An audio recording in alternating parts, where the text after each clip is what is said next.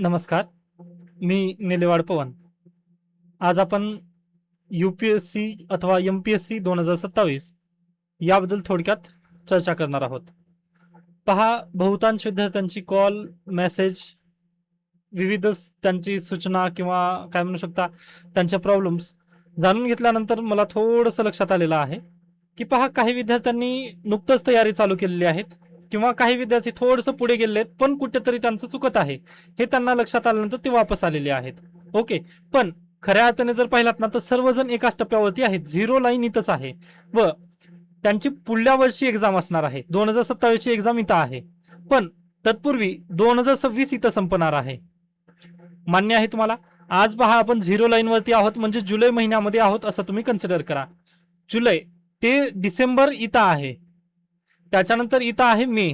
आता कालच राज्यसेवा पूर्व परीक्षा 2026 चा निकाल लागला व यावरून आपल्याला काय लक्षात येतं, MPSC पण UPSCचं अगदीच कॉपी करण्याकडे जात आहे.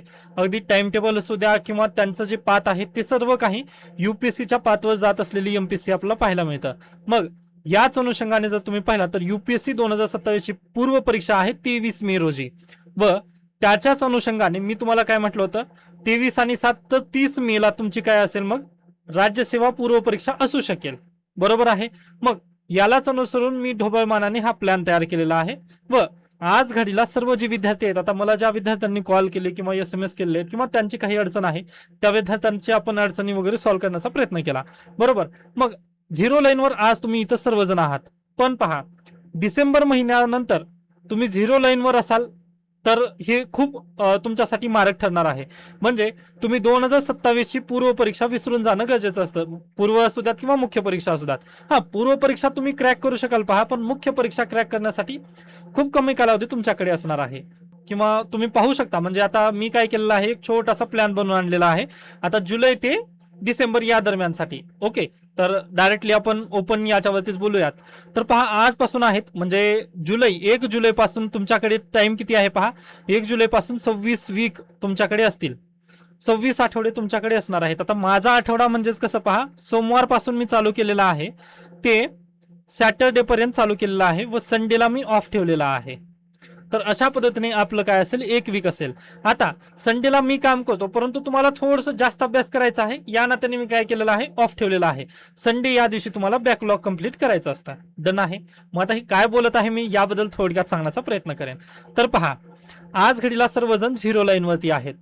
काही विद्यार्थ्यांनी म्हणजे आता मागच्या महिन्यामध्ये काही विद्यार्थ्यांनी आन्सर रायटिंग वगैरे चालू केले, त्यांना थोडंसं कॉन्फिडन्स आलेला आहे. पण जे विद्यार्थ्यांनी आणखीन काहीच चालू केलेलं नाही, त्यांनी सिलेबस पण चालू केलं नाही किंवा NCERT ला पण हात लावला नाही पहा.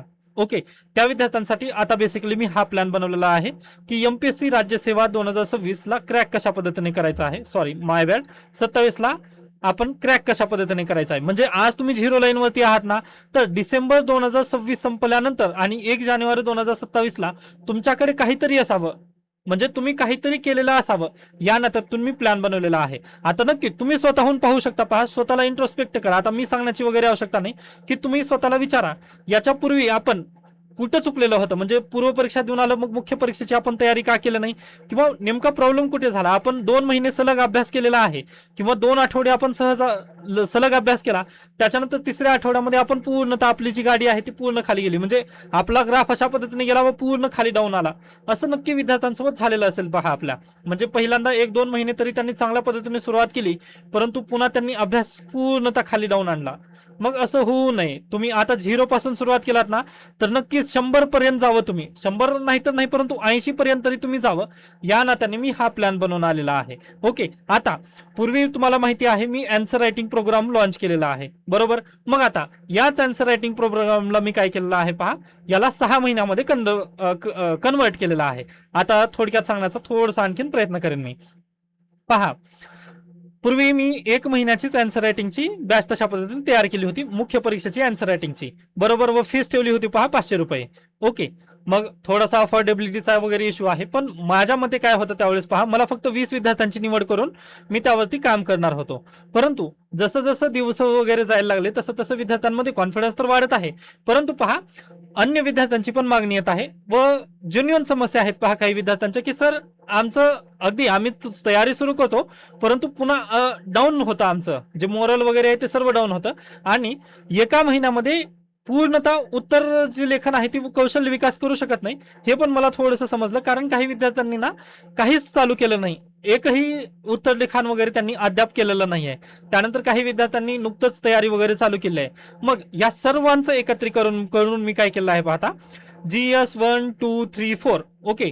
तुम्ही इथं एक काय म्हणू शकता, एक मॉडेल मी त्याचं तयार केलं आहे पहा, पण पर्सनलाइज्ड मी करणार आहे. हे विद्यार्थ्याचं नाव आता इथं मी निलेवाड पवन स्वतःचं टाकलेलं आहे, पण मला प्रत्येक विद्यार्थ्याला पर्सनलाइज करायचं आहे, कारण काही विद्यार्थ्यांनी ना GS 1 संपवलेला आहे व काही विद्यार्थ्यांनी GS 2 संपवलेला आहे, बरोबर. मग ज्या विद्यार्थ्यांनी जे त्यांचा विषय संपवलेला ना, आपण त्याला कमी करून लगेच दुसऱ्या विषयाकडे जायचं आहे. त्यामुळे मला हे जे प्लॅन आहे अशा पद्धतीने पर्सनलाइज करायचं आहे, बरोबर. व हे जी पूर्वीची बॅच होती आन्सर रायटिंगची, त्याच आन्सर रायटिंग बॅचला मी काय करत आहे, प्लस मेंटॉरशिप देण्याचा प्रयत्न करत आहे. या आन्सर रायटिंगच्याच बॅच मध्ये मी मेंटॉरशिप देण्याचा प्रयत्न करणार आहे. व ते कशा पद्धतीने तर पहा, मी तुम्हाला म्हटलं ना पहिल्यांदा इथे की 26 आठवडे तुमच्याकडे आजपासून आहेत व तुम्ही आज सर्वजण 0 लाईन वरती आहात, परंतु 31 डिसेंबर 2026 रोजी कोण कुठे असणार आहे हीच 0 लाईन ठरवणार आहे तुम्हाला. ओके, तर प्लीज लक्षपूर्वक ऐका. आता पहा, हे सिलेबस परिपूर्ण नाहीये, मी त्याला थोडंसं मधले पार्ट आणलेला आहे. GS 1 इतिहास, ओके. तर पहा, आधुनिक भारताचा इतिहास 1750 ते स्वातंत्र्य, महत्वाच्या घटना, व्यक्तिमत्व आणि समस्या. पहिल्या आठवड्यात मी फक्त हा अभ्यास करणार, मग हे जर आठवडा पूर्ण झाला तर मी असं टिक करणार.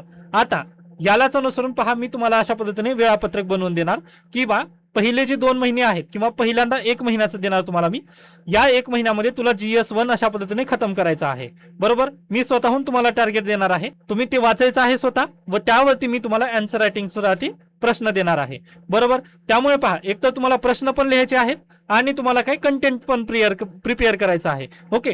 त्यामुळे तुम्ही नेमकं कुठं आणि कोणत्या दिशेने जायचं आहे हे पण समजणं खूप गरजेचं आहे. व मला हे अशा पद्धतीची आयडिया का सुचली पहा, कारण ज्या विद्यार्थ्यांनी आन्सर रायटिंग केलेलं आहे ना, त्यांनी कदाचित पर्स्पेक्टिव्ह वेगळ्या पद्धतीने गेले व मी ज्यावेळेस सांगतो थोडा जास्त ते पर्स्पेक्टिव्ह चेंज होत होता, पण मी जर तुम्हाला सोबत घेऊन गेलो तर ते कदाचित बेटर होईल. या नात्याने मी हा अशा पद्धतीने प्लॅन लॉन्च करत आहे 26 आठवड्यासाठी, म्हणजेच काय 6 महिन्यासाठी असा आपला प्लॅन असेल, ओके. नक्कीच पहा, GS 1 GS 2 GS 3 आणि GS 4 हे संपूर्ण विषय आपल्याला त्यामध्ये एकत्रित करून घेतले जाणार आहेत. आता अगदीच यामध्ये पहा, काही छाटपूट विषय पण असणार आहेत. आता सॉरी, म्हणजे अनपार्लिमेंटरी शब्दाला तुम्ही प्लीज जाऊ नका, पण मला म्हणायचं काय आहे ते पर्सनलाइज्ड ज्यावेळेस तुमचं प्लॅन वगैरे ज्यावेळेस तुम्ही मला कॉल कराल ना की बाबा असं असं मी इच्छुक आहे व मला यामध्ये एनरोल करायचं आहे, मग त्यावेळेस आपण तुमचं वेळ देऊन एक पर्सनलाइज प्लॅन बनवूयात. मग त्या प्लॅननुसार पहा, आपण त्यावरती वेळ देऊन या विषयांना पहा. पहिल्यांदा आपल्याला मेन्स रेडी व्हायचं आहे. मेन्स रेडी कधीपर्यंत व्हायचं आहे तर 31 डिसेंबर 2026 पर्यंत तुम्हाला मेन्स रेडी मला करायचं आहे, बरोबर. मग या नजरेतून जर तुम्ही पाहिलात व आता अगदी 26 आठवडे आहेत व यामध्येच तुम्ही प्रिलिमची तयारी करणार का? बिलकुल नाही. 1 जानेवारी 2026 पासून मला पूर्व परीक्षेची तयारी तुमच्याकडून करून घ्यावी लागेल 27 साठीची, बरोबर आहे. मग तत्पूर्वी आपलं मेन्स रेडी व्हायचं आहे. मग मेन्स रेडी होण्याच्या पूर्वी मला तुमचा प्लॅन ऐकावा लागेल. मग प्लॅन ऐकणं, आता पहा, काही विद्यार्थी एकदम सुसाट पळू शकतात, काही विद्यार्थी थोडं दमानं पळू शकतात. मग त्या दमानं पण विद्यार्थ्याला मला घेऊन जायचं आहे व सुसाट पळणाऱ्या विद्यार्थ्याला पण घेऊन जायचं आहे. त्यामुळे मी एकच प्लॅन सर्वांसाठी मी ठेवलेला नाही, तर पर्सनलाइज्ड प्लॅन इथं पण आहे. आणि परत तोच इश्यू आहे, पूर्वीचे विद्यार्थी आणि नवीन विद्यार्थी 20च विद्यार्थी मला सिलेक्ट करायचं. कारण पहा, आज घडीला पण मला भरपूर आन्सर पडले आहेत व टेलिग्रामची बंदी आली त्यामध्ये पहा, भरपूर विद्यार्थ्यांना मला सॉरी फील होत आहे की त्यांचे आन्सर मी सध्याला चेक करून दिले नाही.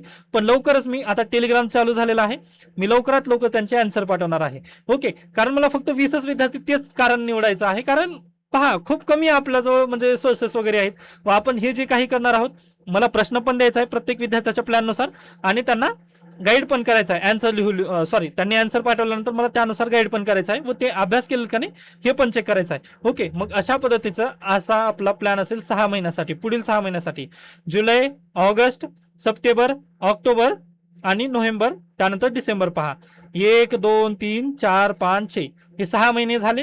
त्यामध्ये पहा, हे ऑक्टोबर किंवा नोव्हेंबर या दरम्यान किमान 8 दिवस तरी तुम्हाला सुट्टीला जावं लागेल, बरोबर. मग जर तुम्ही पाहिला तर 25 आठवड्याचा हा प्लॅन बनत आहे, बरोबर आहे.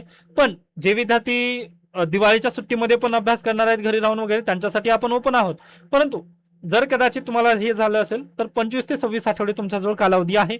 मग या कालावधीमध्ये पहा, तुम्हाला तुमच्याकडून अँसर रायटिंगची तयारी पण करून घ्यायची आहे मला आणि निबंध लेखन पण तुमच्याकडून करून घ्यायचं आहे. ओके, तर पहा एकंदरीत तुमचा असा प्लॅन असेल आपला, म्हणजे ही जी मी झिरो लाईन म्हणत होतो ना, तर जुलै पासून ते डिसेंबर पर्यंत तर अशा पद्धतीने हा प्लॅन असणार आहे. आता या प्लॅनमध्ये मी जे तुम्हाला दाखवण्याचा प्रयत्न केला होता की पहा हे पहिल्यांदा टॉपिक कसा देईल, पहिल्या आठवड्यामध्ये हे गोष्टी आणि पूर्ण झालं का नाही, म्हणजे पहा असं टिक जर केलात ना तुम्ही तर तुम्हाला पण कॉन्फिडन्स होईल किंवा मी काहीतरी अचीव केलेलं आहे म्हणून. ओके, त्यामुळे अगदीच एक एक आठवडा करत आपण आपली प्रोग्रेस वगैरे तिथं कम्प्लीट करणार आहोत. त्याच्यानंतर ही जी प्रोग्रेस आहे ती मी या आधारितच करणार आहे, या सिलेबसला आधारितच आपला 1 वीक 2 वीक अशा पद्धतीने. पण मी डायरेक्टली हेच सिलेबस धरणार नाही आहे. पहा, तर याच्यापूर्वी पण म्हटलं ना मी की बाबा तुमचं जर GS2 म्हणजे तुम्हाला ज्या विषयापासून सुरुवात करायची आहे आणि कॉन्फिडन्स जो विषय तुम्हाला देणार आहे ना त्यापासून आपल्या कव्हर्सची सुरुवात असणार आहे. व हे बेसिकली मी यामध्ये टीचिंग करणार नसून तर तुम्हाला कुठे समस्या वगैरे जर येत असेल, आता हे समाजवाद म्हणजे काय या शब्दाचा जर अर्थ समजत वगैरे नसेल तर मी तुम्हाला हेल्प करणार आहे. त्याच्यानंतर या कोर्समध्ये डेली तुम्हाला अँसर रायटिंगसाठी मी प्रश्न देणार आहे, मग त्याची उत्तरं तुम्ही मला पाठवायची आहेत. आता ज्या विद्यार्थ्यांनी एकही प्रश्न लिहिलेला नाही किंवा एकही उत्तर लिहिलं नाही त्या विद्यार्थ्यांना पण मी अँसर रायटिंग कशा पद्धतीने करणं गरजेचं आहे किंवा आयडियल अँसर रायटिंग काय असते हे सर्व काही शिकवणार आहे. ओके, त्यानंतर तुम्हाला फक्त तुमचा कोर्स वापरायचा आहे किंवा तुम्हाला कोर्स तुमचा कंप्लीट करायचा आहे, सिलेबस कंप्लीट करून मी घेणार आहे. म्हणजे तुमच्यासमोर टार्गेट दिलं जातील व त्या टार्गेटला अनुसरून अँसर रायटिंग चा प्रश्न देईल, मग त्या प्रश्नाचं उत्तर पण तुम्हाला रात्री लिहायचं आहे व तुमचा डेलीचा तो सिलेबस पण कंप्लीट झालेला आहे का नाही हे तुम्ही इथं चेक करू शकता. पहा, तर अशा पद्धतीने हे प्लॅन असेल. पहा, व हे 6 महिन्यासाठी कालावधी असणार आहे. ओके, आता पहा यामध्ये मी भरपूर पर्क वगैरे दिलेले आहेत, पण यामध्ये अफोर्डेबिलिटीचा इश्यू, त्याच्यानंतर विद्यार्थ्यांच्या ज्या काही सर्व समस्या होत्या त्याचं सर्व ऐकून घेऊन मी हा प्लॅन बनवत आहे. तर नक्कीच पहा 6 महिने जर तुम्ही म्हटलात आता answer writing, core answer writing किंवा एका महिन्याची जर तुम्ही अँसर रायटिंगचं कोर्स खरेदी करणार असाल तर नक्कीच पहा तुमच्याकडे 500 रुपयाचा पर्याय उपलब्ध आहे. म्हणजे 500 रुपये देऊन तुम्ही एका महिन्यासाठी पण अँसर रायटिंग लावू शकता. पण जर 6 महिन्यासाठी एकदाच जर तुम्ही पेमेंट केलात व मेंटॉरशिप पण यामध्ये इन्क्लूड करायची असेल, म्हणजे अगदी या 500 रुपये मध्ये पण मेंटॉरशिप आहेच आहे. म्हणजे मी वेळोवेळी प्रत्येक विद्यार्थ्याला फ्रीमध्येच तशा पद्धतीने गाईड करत असतो, तसा आपल्याकडे काही इश्यू नाहीये. तर या 6 महिन्यासाठीचा मी कोर्सची प्राइस ठेवलेली आहे. पहा, फक्त 2000 रुपये अशा पद्धतीची आपली प्राइस असणार आहे या कोर्सची. व तुम्हाला तुमच्या पद्धतीने पर्सनलाइज्ड जे काही टाइम टेबल आहे ना ते मिळणार आहे व ते 6 महिन्यासाठी असेल. जुलै पासून ते 6 महिने म्हणजे डिसेंबर 31 पर्यंत हे सर्व काही चालणार आहे. व 1 जानेवारी 2027 पासून आपण काय करणार आहोत, पूर्व परीक्षेची तयारी करणार आहोत. त्यामुळे नक्कीच सीट परत एकदा कमीच आहेत, 20च सीट मी पूर्वीप्रमाणेच घेणार आहे. कारण नक्की तेच पहा मला प्रत्येक म्हणजे अगदी 100 विद्यार्थी घेऊन मग आता पण प्रत्येक विद्यार्थ्याला तसं जर टाइम टेबल जर द्यायला म्हटलं ना मी लांब होऊ शकेल. मग या नजरेतून जर तुम्ही खऱ्या अर्थाने पाहिलात तर शक्य झालं तर तुम्ही मला एनरोलमेंटसाठी लवकरात लवकर कॉन्टॅक्ट करू शकता. पहा 1 जुलैपासून मी तुम्हाला टाइम टेबल वगैरे देण्याचा प्रयत्न करणार आहे. म्हणजे जेवढ्या लवकर तुम्ही मला कॉन्टॅक्ट केलात व तुमची परिस्थिती आणि सर्व गोष्टी सांगितलात त्यानुसार आपण तशा पद्धतीने लगेच एक वेळापत्रक बनवून मी तुम्हाला सेंड करण्याचा प्रयत्न करेन.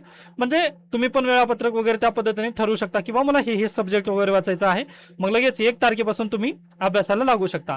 आय होप हे सर्व तुम्हाला नक्कीच योग्यरित्या समजलेलं असेल. हा, यामध्ये पण काही समस्या वगैरे विद्यार्थ्यांना असतील तर तुम्ही मला नक्की संपर्क साधू शकता. इथे थांबूया. त्याबद्दल काही शंका काही सजेशन असतील तर सांगू शकता. धन्यवाद.